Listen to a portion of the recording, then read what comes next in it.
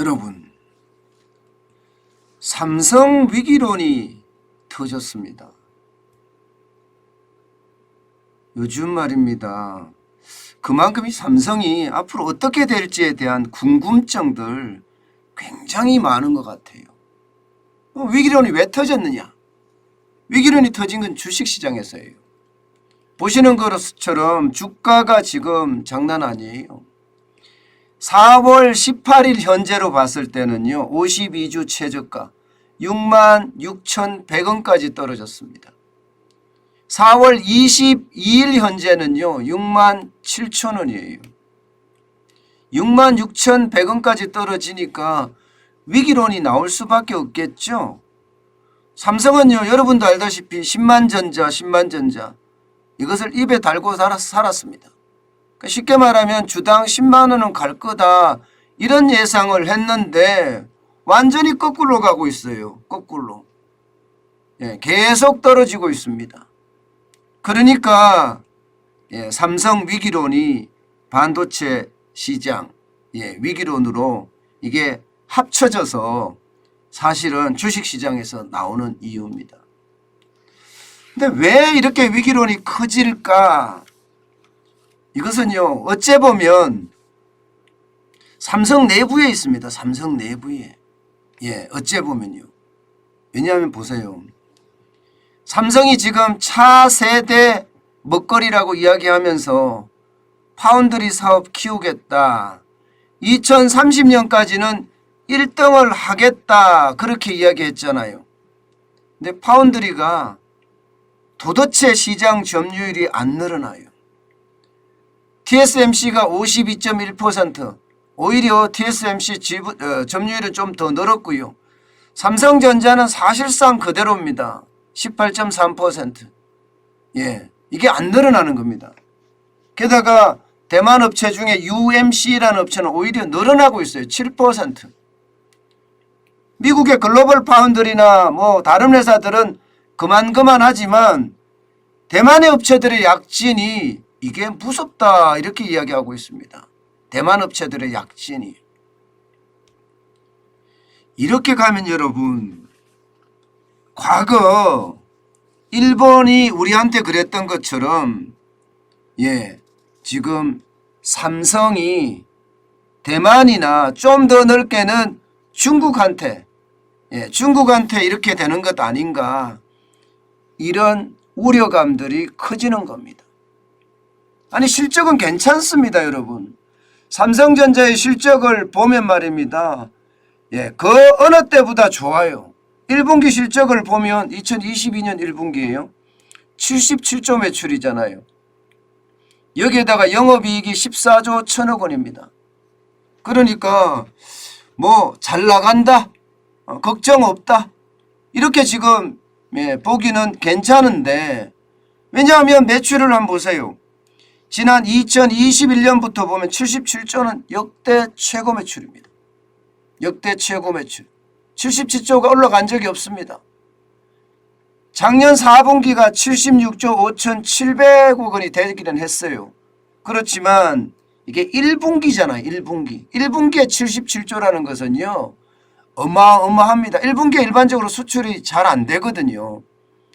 그런데도 불구하고 77조까지 갔으니까 대단하잖아요. 아마 1분기 기준으로 영업이익도 역대급입니다. 역대급. 사상 최고는 아닐지 모르겠지만 14조 1천억 원은요, 적은 수치가 아닙니다. 1분기 기준으로. 이게 잘 나갈 때 4분기도 잘 나가는 분기라고 이야기하는데 13조 8,700억 원보다가 많잖아요. 1분기가 오히려. 이렇게까지 그야말로 쭉쭉 나가는데, 이렇게 자꾸 위기론이 나오니까 삼성 자체도 긴장이 되고 있습니다. 삼성 자체도. 여러분도 알다시피 삼성 임원들이 36억 원어치인가요? 삼성 주식을 샀다고 이야기하잖아요. 삼성 주식을. 그만큼 말입니다. 뭔가 우리가 위기가 아니다, 이렇게 표현하고 싶은 것, 어쩌면 그런 모양새가 아닐까, 저는 그런 생각은 해보거든요. 그런데 이 비메모리, 비메모리에 대한 지표가 그렇게 전망도 그렇게 좋지가 않아요. 보시는 것처럼 지금 2022년 1분기가 여러분 영업이익이 6천억 원입니다. 매출은 7조 2천억 원이고요. 별로 크지가 않아요. 그런데 2분기, 3분기, 4분기 전체 매출을 보더라도요. 오히려 2분기는 줄어들 거다. 7조 1천억 원으로 줄어들 거다. 이렇게 예상을 하고요. 3분기는 7조 6천억 원, 4분기는 8조까지 가기는 가겠지만 영업이익은 6천억이나 5천억 수준에서 머문다. 다시 말해서 2030년에 신성장 동력으로 1등을 가겠다는 전 세계 1등을 가겠다는 생각은 지금 숲으로 돌아가는 것은 아닌가 이런 얘기를 하는 겁니다. 자, 여기에서 여러분 가장 심각하게 시장에서 지금 나오는 이야기는요. 삼성은 위기 때마다 이 위기를 돌파하는 힘이 컸다 이거예요. 예를 들어서 1983년에 반도체 산업에 진출해서 오늘날의 삼성의 기틀을 닦았다 이렇게 이야기하거든요. 그게 이제 이건희 회장이 주장을 해서 한국 반도체를 인수를 하고 반도체가 삼성의 주요 사업으로 등극을 하면서 삼성이 엄청 커졌거든요. 게다가 이건희 회장이 1993년인가요? 신경영 선언했잖아요. 그 당시에 프랑크푸르트에서 마누라하고 자식 빼고는 다 바꿔라 하는 아주 유명한 말을 남기기도 했습니다. 그러면서 삼성의 어떤 변화가 이건희 회장을 중심으로 해서 굉장히 빠르게 일어났습니다. 그 이후에 말입니다. 2008년인가요? 스마트폰 사업에 진출할 때 이것도 굉장히 획기적인 일 중에 하나입니다. 여러분 2008년만 하더라도 대한민국 시장에서는요. 노키아 휴대폰이나 모토로라 휴대폰이 주류를 이루었어요. 그만큼 말입니다. 아날로그 폰 시장에서는요. 삼성이 최강자가 아니었거든요. 그런데 삼성이 2008년에 스마트폰 시장에 진입하면서 시장의 판도를 완전히 바꿨습니다. 물론 그전에 한국 지형이 강하다 애니콜이라는 걸로 시장을 강하게 반전을 시키기는 했습니다만은 스마트폰만큼은 반전을 시키지 못했어요. 지금은 삼성 스마트폰이 전 세계 시장에서 아주 잘 나가는 폰 중에 하나잖아요. 애플 다음에는 삼성이라고 이야기할 만하잖아요. 그 정도로 말입니다. 삼성은요. 위기에 기회를 잡아서 돌파를 굉장히 잘했어요. 그런데 지금은 과연 그런가 이거예요. 지금은 과연 그런가. 오히려 말입니다. TSMC 설립자 모리스 창도 삼성전자에는 이건희가 있었다. 하지만 일본에는 그런 인물이 없었다. 이렇게 이야기하면서 어떻게 생각하면요. 삼성전자의 리더십에 대한 이야기를 우회적으로 꺼냈다. 이런 이야기가 될 수도 있습니다. 여러분 이 모리스 창 이야기한 거를 잘 들어보면 어떻게 생각하면 지금 대한민국의 삼성전자가 일본의 히타치나 도시바나 NEC를 따라간다 이렇게 이야기할 수도 있습니다. 여러분 요즘 히타치, 도시바, NEC 이러면 안 보이죠. 그죠? 몰락해버렸습니다. 몰락해버렸어요. 1980년대 당시에 일본은 반도체 산업을 완전히 주도했거든요. 그런데 1990년대에 PC형 메모리 반도체 생산에서 낙오됐습니다. 1980년대만 하더라도 대형 컴퓨터 중심이었으니까 대형 컴퓨터를 중심으로 갔지 이게 개인용 컴퓨터 쪽은 별로 관심을 안 가졌거든요. 그 당시에 대한민국은 이 개인용 컴퓨터 PC죠. PC 퍼스널 컴퓨터에 관심을 가지고 메모리 반도체를 개발한 게 지금의 어떤 성공 이런 이야기 많이 하잖아요. 그런데 지금은 리더가 없다는 게다가 말입니다. 여러분. 게다가 지금 가장 심각한 것은요. 삼성전자에는 이재용 부회장이 사실상 없습니다. 삼성그룹에 이재용 부회장 없어요. 지금 현재 이재용 부회장은요, 예, 이게 취업 제한에 걸려 있습니다. 취업 제한에 걸려 있어서 가석방 상태잖아요. 그렇기 때문에 여러분, 이재용 부회장이 전면에 나설 수는 없습니다. 지난해 1월에 징역 2년 6개월을 실형을 선고받아서요, 작년 8월에 가석방으로 풀려났잖아요. 이게 다예요. 이게 다. 의사결정을 쉽게 말하면 삼성이 더 큰 투자나 혹은 더 심각한 M&A나 뭐 이런 거를 해야 되는데 의사결정을 못해요. 취업 제한에 걸려 있으니까 이재용 부회장이 만약에 그 의사결정을 하게 되면 이거는 아무 상관없는 사람이 지금 삼성전자 경영에 관여하는 게 되거든요. 일반적으로 말입니다. 이 CEO나 CEO, 개별 기업의 사장, 최고 경영자나 혹은 그룹의 부회장이라고 하더라도요, 삼성전자는 투자 규모가 정해져 있습니다. 정해져 있습니다. 예. 이게 임원 같으면요, 임원.